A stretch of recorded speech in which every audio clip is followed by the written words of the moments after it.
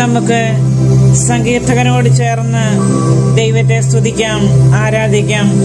117 സങ്കീർത്തനം 2 തിരുവചനമാണുള്ളത്.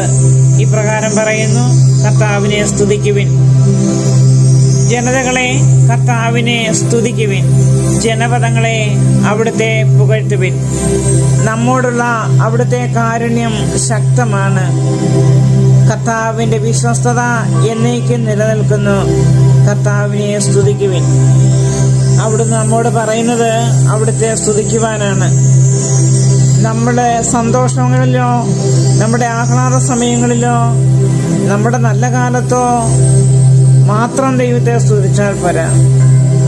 നമുക്ക് സങ്കടങ്ങളുള്ളപ്പോഴും, ദുഃഖങ്ങളുള്ളപ്പോഴും, വേദനകളുള്ളപ്പോഴും, കഷ്ടതകളിലൂടെ കടന്നു പോകുമ്പോഴും,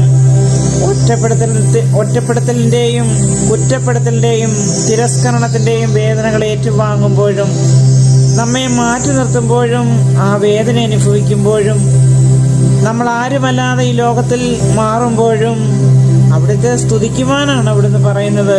കർത്താവിനെ സ്തുതിക്കുവിൻ, ജനതകളെ കർത്താവിനെ സ്തുതിക്കുവിൻ, ജനപദങ്ങളെ അവിടുത്തെ പുകഴ്ത്തുവിൻ എന്നാണ് പറയുന്നത്.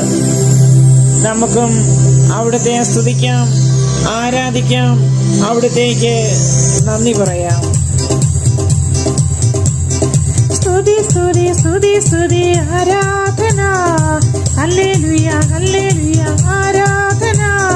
സ്തുതി സ്തുതി സ്തുതി സ്തുതി ആരാധന,